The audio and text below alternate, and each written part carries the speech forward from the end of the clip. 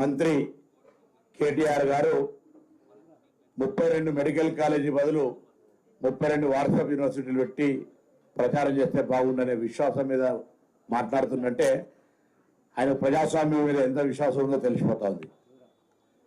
అబద్ధాల ద్వారా గత 10 సంవత్సరాలుగా ప్రభుత్వాన్ని నడిపి ఈ రాష్ట్రాన్ని అప్పులమయం చేసి ఉన్న వాస్తవాలు చెప్తే ఉలికిపడ్డట్టుగా శ్వేత పత్రాల పేరు మీద మళ్ళీ తిరిగి మీరు ఒక నివేదిక వెల్లడించారు. దాని తర్వాత మేము అడిగినటువంటి దానికి మాత్రం స్పందిస్తలేరు. మేము శ్వేతపత్రాలు ఇచ్చినాం, మీరు శ్వేతపత్రాలు ఇచ్చారు. దాని తర్వాత ఈ సౌద పత్రాలు, బంగళాలు, ఫామ్ హౌస్ల వివరాలు తెలంగాణ ప్రజలకు చెప్పమని అడుగుతున్నాం. మళ్ళీ ఒక్కసారి ఎందుకు ఉలిక్కి పడుతున్నారో అర్థమైతే లేదు. ప్రభుత్వం 5 సంవత్సరాల కూడా ఎన్నిక కాబట్టది. మేము ఇచ్చిన హామీల యొక్క ప్రక్రియ ప్రారంభమైందా లేదా? ఇలా గ్రామాల్లో ప్రజలు అడుగుతున్నారు, ఏం బుద్ధి లేదా వీళ్ళకి? తెలంగాణలో ఎందుకు తొందరపడుతున్నారు? అధికారంలో 10 ఏళ్ళు ఉండే అధికారంలో అప్పులమ్మాయి చేయడమే కాకుండా ఇంకా దివాళి కోరు తలంతో మిమ్మల్ని విమర్శిస్తా ఉన్నారని నిన్ననే మొత్తం గ్రామీణ ప్రాంతాల్లో 3-4 రోజులు తిరిగేస్తే ప్రజలు వాళ్ళను బండబూతులు తిట్టేటువంటి పరిస్థితి ఉంది. ఆ బూతులు మేము తిట్టలేము. కనీసం ఆ ప్రజల మాటలు వినన్నా మానం తెచ్చుకోమని కోరుతా ఉన్నాం.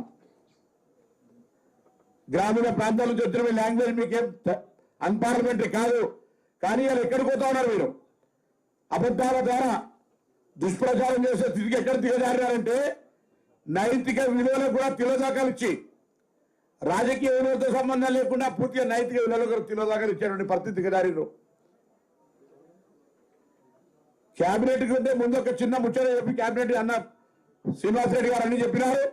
ఇప్పటికే 30,000 మంది పైన డాటా ఎంట్రీ ఆపరేటర్లు పెట్టి 1,05,00,000 డాటాను ఎంట్రీ చేస్తా ఉంటుంటే దాదాపు 19 లక్షల ఇతర కేటగిరీ కింద అప్లికేషన్లు వచ్చిన ఎంట్రీ చేస్తా ఉంటుంటే నిన్నటికి 30 రోజుల పేరు ఒక పత్రం రిలీజ్ చేసిన బుద్ధి లేని వాళ్ళు. ఏం తొందర వస్తుంది? 10 ఏళ్ళుగా మేము ఏదైనా మీ ప్రభుత్వ వైఫల్యము, ఎన్నికల హామీ, డబుల్ బెడ్రూమ్ కావచ్చు, ₹1,00,000 రుణమాఫీ కావచ్చు, నిరుద్యోగ వృత్తి కావచ్చు, ఏదైనా అడగడానికి కూడా నోరు విప్పే అవకాశం కూడా ఇవ్వనటువంటి మీ నియంత్రణలు ఇలా ఏమి పడితే మాట్లాడుతూ ఉన్నారు. మీకు ఎక్కడి నుంచి వచ్చా? మేము ఇచ్చినాం.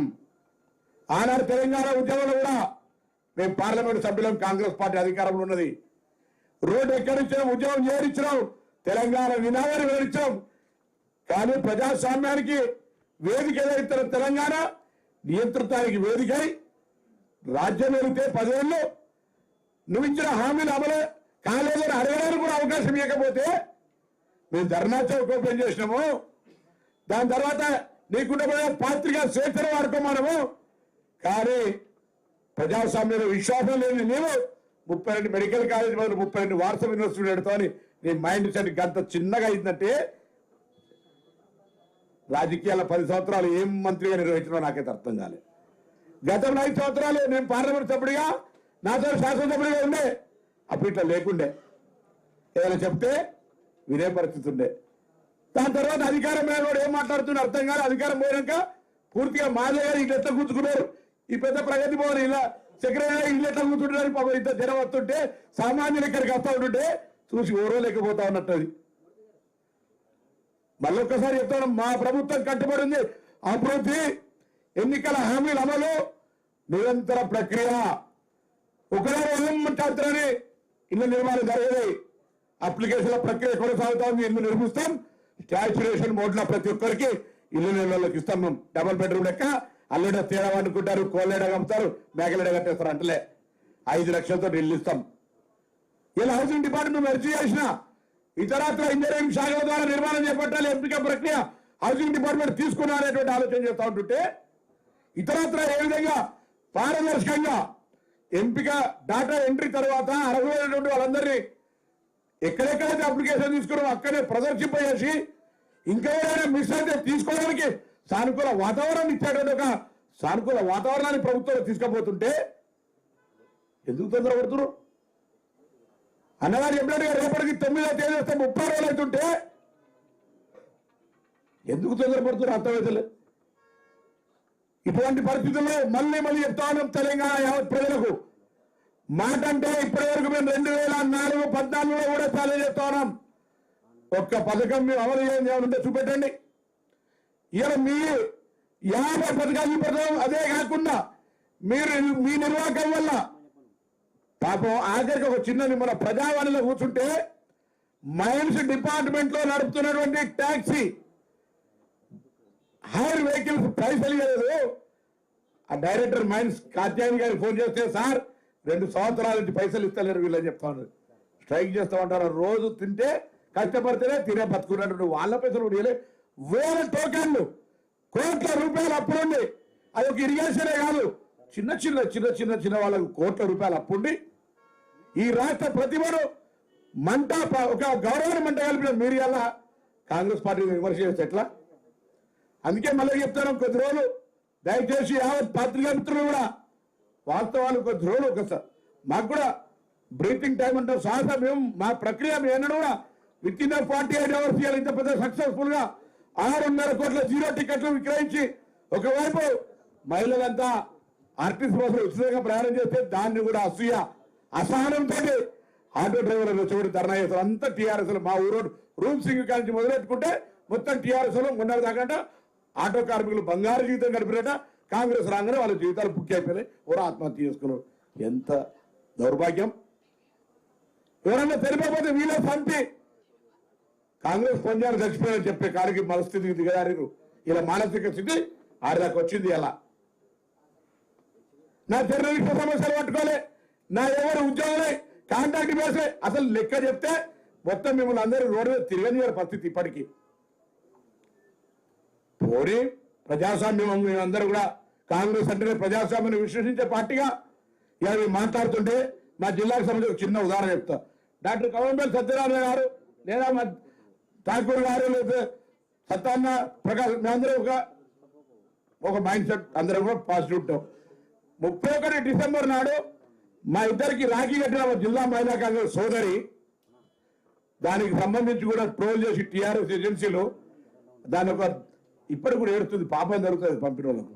ఒక లేడీని అవమానపరిచి నేను 32 యూనివర్సిటీలకు ఇది కొరకు ఏనా అడుగుతున్నా కేటీఆర్ గారు. ఏ ఒక్కసారికి ఇట్లా పెడితే దాన్ని పెద్ద భూతలు పెట్టి నేనేదో విలేకరు ఏం నడుస్తుంది మైండ్ సెట్. అటువంటి వాళ్ళకి మళ్ళీ చెప్తున్నా జాగ్రత్త. కాంగ్రెస్ పార్టీ సానుకూల వాతావరణంలో ప్రజలకు ఎవరికైతే ఇబ్బంది ఉందో వాళ్ళందరి పట్ల చాలా ప్రేమపూర్వకంగా సానుకూలంగా స్పందిస్తాం. కానీ ఇటువంటి వాళ్ళ పట్ల కూడా చట్టాలకు లోబడి కఠినమైనటువంటి చర్యలు ఉంటే జాగ్రత్త హెచ్చరిక వచ్చిన ప్రభుత్వంలో మాజీ మంత్రులు కావచ్చు ఇంకెవరైనా కావచ్చు జాగ్రత్త బిడ్డాలని మనం చెప్తున్నాం. అసత్య ప్రచారం దుష్ప్రచారం కూడా పెరుగుంటాయి. ప్రభుత్వం ఏర్పడి నిలవలు రాకముందే 420 అంటారు. కేసీఆర్ కేటీఆర్ హరీష్ రావు సంతోష్ హమ్ 420 మీకు చెప్పినట్టుగా మీకు మీరు చెప్పుకున్నట్ట ఎవరు చెప్తారు 420? అదే అగ్రిమెంట్ ఇచ్చి ఏడాదిలో పైసలు ఇస్తాను నెల రోజులకే 420 కేసు కూడా పెడతాడా? అటువంటి మైండ్ సెట్ మారింది వీళ్ళకు. అందుకే జాగ్రత్త అని చెప్తాను. మళ్ళొక్కసారి ప్రభుత్వం దిగిపోయింది, ఇంకా ప్రభుత్వాలు ఉన్నానే ఆ మైకం పోనట్టున్నది. అప్పుడప్పుడు ఈ రోడ్డు పట్టి వద్దు రోజు బంగ్లా చూసి లేదా పక్కనే ప్రగతి భవన్ చూసుకొని ఇది మాది కదా ప్రభుత్వ సముద్రం గంటలు జాగిరి కాదు మాదే అనుకోకూడదు. మేము మాదని ఎప్పుడు అనుకుంటాం. అందుకే ప్రజలందరినీ రండి కలవండి, మీ సమస్యలు పరిష్కరించుకోమని చెప్తున్నారు. ఎక్కడ కూడా మేము నియంత్రించి ఎవరు కలవకుండా వీడికి రావడానికి అర్ధగంట పట్టింది. దానికి ఆఫీస్కి పోతే అన్న వేడి చేయాల్సి వచ్చింది. పెద్ద ఏం చేస్తాం. కాబట్టి దయచేసి మరొక్కసారి చెప్తారు తెలంగాణ రాష్ట్ర ప్రభుత్వం ఈరోజు జరిగిన మంత్రివర్గం చాలా స్పష్టంగా అభివృద్ధి అనే నిరంతర ప్రక్రియ మా ప్రాసెస్ స్టార్ట్ అయింది. ఎవరు విమర్శించినా ఏం చేసినా మేము ప్రజలకు ఇచ్చిన హామీలు నెరవేర్చే ప్రభుత్వం మాది 100% అనే మాట మళ్ళీ తెలియజేస్తాను. అంతే తప్ప ఊరికే ఎవరు అంటున్నారని మురిగే కుక్కను చూసి భయపడి మేము ఎక్కడికి ఎరుకో మా పథకాలు అమలు చేసి చూపెడతాం అనేటువంటి మాట యావత్ తెలంగాణ ప్రజలకు మరొకసారి తెలియజేస్తూ మీ అందరి ధన్యవాదాలు తెలియజేస్తాను.